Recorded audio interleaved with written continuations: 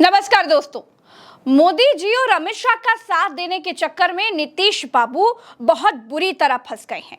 नीतीश की पार्टी ने वक्फ बिल का समर्थन क्या किया, पार्टी में भगदड़ मच गई। अभी तक 6 नेताओं ने जेडीयू से इस्तीफा दे दिया है और मुस्लिम नेताओं में नाराजगी बढ़ती जा रही है।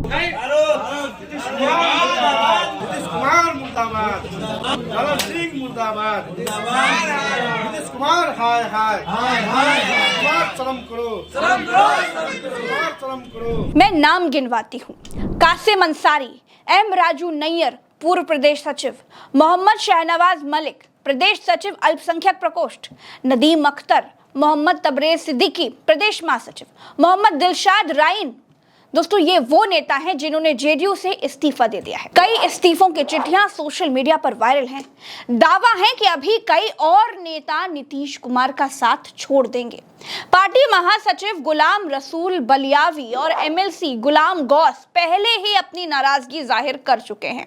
दोस्तों, बिहार में करीब 18% मुस्लिम वोटर्स हैं और 47 सीटों पर मुस्लिम वोटर्स का जबरदस्त प्रभाव है और 30 सीटों पर ये गेम चेंजर हैं। पार्टी छोड़ने वाले मुस्लिम नेताओं का कहना है कि नीतीश कुमार ने मुसलमानों का भरोसा तोड़ा है। दोस्तों, नीतीश कुमार रोजा इफ्तार कर रहे थे, मुस्लिम टोपी लगा रहे थे, मुस्लिमों को गले लगा रहे थे, लेकिन जब वक्फ बिल की बात आई तो वो भाजपा के साथ चले गए। संजय झा और ललन सिंह, इन दोनों नेताओं के साथ अमित शाह की एक सीक्रेट मीटिंग हुई और उसी मीटिंग के बाद पूरी बाजी पलट गई। नीतीश कुमार का वक्फ के मसले पर भाजपा के साथ जाना मुस्लिम नेताओं को नागवार गुजरा। पार्टी के महासचिव गुलाम रसूल बलियावी ने कहा कि सेक्युलर और कम्युनल दोनों के बीच अब कोई फर्क नहीं रहा है। सदन में सब बेनकाब हो गए। दोस्तों, नीतीश कुमार के सबसे खास ललन सिंह ने सदन में मोदी जी की तारीफ में क्या क्या कहा, वो भी सुन लीजिए। अरे भाई, मोदी जी का चेहरा अगर आपको पसंद नहीं आता है तो मत देखिए मोदी जी की तरफ, उनके अच्छे काम का प्रशंसा करिए, यही काम करिए। नीतीश कुमार किसी भी कीमत पर कुर्सी नहीं छोड़ना चाहते, इसीलिए 30 मार्च को अमित शाह ने पटना में मंच से कहा भी था कि नीतीश कुमार के चेहरे पर ही वो चुनाव लड़ेंगे। दावा तो ये है कि दरअसल नीतीश कुमार की पार्टी भाजपा के मायाजाल में फंस चुकी है। बिहार में गोदी मीडिया के जरिए ये नैरेटिव बनाया जा रहा है कि मुस्लिम नीतीश कुमार से बिल्कुल दूर हो रहे हैं। बीजेपी को लगता है कि अगर इस तरह का माहौल बन गया तो जाहिर तौर पर मुसलमान मतदाता छिटक जाएगा और नीतीश कुमार कमजोर हो जाएंगे, चुनाव में कम सीटें पाएंगे और साफ है कि कम सीटें जीतेंगे तो मुख्यमंत्री पद पर दावा तो कर ही नहीं पाएंगे और बीजेपी फिर बिहार में शिंदे वाला एपिसोड रिपीट कर देगी। एक तरफ तो मुस्लिम नेता बिहार में नीतीश कुमार का साथ छोड़ रहे हैं और दूसरी तरफ बीजेपी के नेता और सरकार में डिप्टी सीएम विजय सिन्हा आग में घी डाल रहे हैं। विजय सिन्हा ने कहा कि नरेंद्र मोदी की सरकार में कानून का पालन कंपलसरी है। जो लोग संसद में पास हुए कानून को नहीं मानेंगे वे देशद्रोही हैं। ऐसे लोगों की तुरंत गिरफ्तारी होनी चाहिए। दोस्तों, नीतीश कुमार की पार्टी को छोड़ते वक्त जेडीयू के बड़े नेता कासिम अंसारी ने एक चिट्ठी लिखी। अंसारी ने लिखा कि वक्फ बिल पर समर्थन देकर जेडीयू ने अपनी सेक्युलर छवि वाला भरोसा तोड़ा है। लाखों मुसलमानों का यकीन टूटा है। साथ ही लोकसभा में केंद्रीय मंत्री ललन सिंह के दिए भाषण से भी लोग बहुत आहत हुए हैं। पार्टी छोड़ने वाले दूसरे बड़े नेता मोहम्मद शहनवाज मलिक ने कहा, जेडीयू के समर्थन से लाखों करोड़ों मुस्लिमों को धक्का लगा है। ललन सिंह के बयान से काफी लोगों को दुख हुआ है। मैं कई साल तक इस पार्टी में रहा, लेकिन अब इस्तीफा दे रहा हूं। दोस्तों, तबरेज सिद्दीकी अलीग ने त्याग पत्र में क्या लिखा है वो भी आपको जानना चाहिए। जिस मुस्लिम समाज ने बीते 19 वर्षों से पार्टी का समर्थन किया, उन्हीं के खिलाफ इस प्रकार का निर्णय लिया गया। ये उन लाखों समर्थकों के विश्वास के साथ विश्वासघात है जिन्होंने आपको बार बार मुख्यमंत्री पद तक पहुंचाया। इस परिस्थिति में मेरी अंतरात्मा मुझे जनता दल यूनाइटेड में बने रहने की अनुमति नहीं देती। अतः मैं पार्टी की प्राथमिक सदस्यता एवं अपने सभी दायित्वों से तत्काल प्रभाव से त्याग पत्र दे रहा हूं। दोस्तों, नीतीश कुमार के खास एमएलसी गुलाम गौस पूरी तरह से इस बिल के खिलाफ है। उनका कहना भी आपको सुन लेना चाहिए ताकि आपको समझ में आए कि नीतीश कुमार की पार्टी में चल क्या रहा है। उन्होंने कहा, बीजेपी की सरकार हमेशा मुस्लिमों के खिलाफ ही काम करती है। इस बिल के जरिए वक्फ बोर्ड की जमीन को छीनने की कोशिश की जा रही है।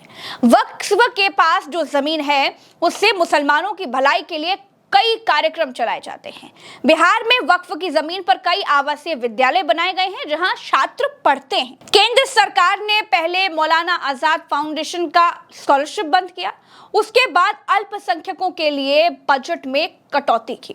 दरअसल देश भर में 7 लाख एकड़ वक्फ की भूमि पर केंद्र की नजर है। दोस्तों, एक तरफ तो नीतीश कुमार की पार्टी में भगदड़ मची हुई है, नाराजगी बढ़ती जा रही है, और दूसरी तरफ इंडिया गठबंधन के तमाम दल भी नीतीश और नायडू से जबरदस्त नाराज हैं।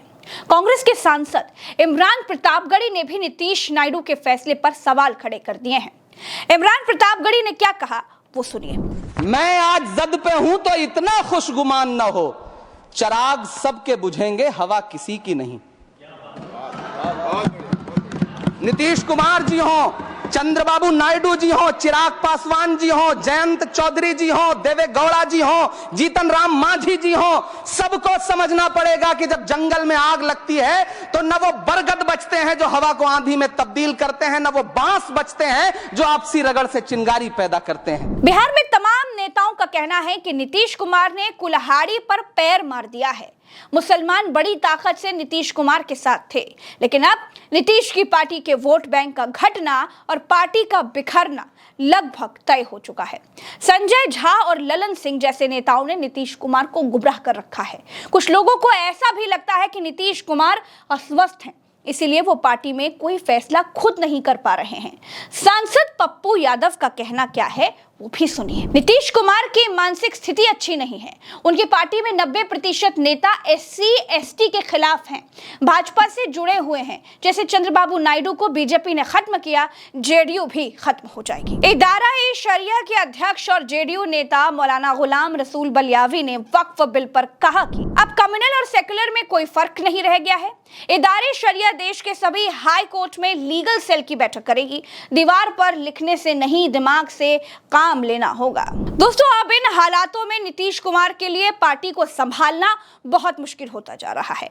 संजय झा और ललन सिंह तो अपनी राजनीति दिल्ली में कर रहे हैं, लेकिन यहाँ पटना में नीतीश कुमार का सिंहासन डोल रहा है।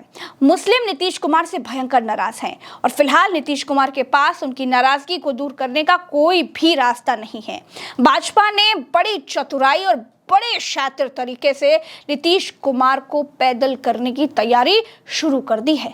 इंतजार कीजिए और देखते जाइए, क्योंकि पटना में हलचल है और खबर है कि इस्तीफे तो अभी और होंगे।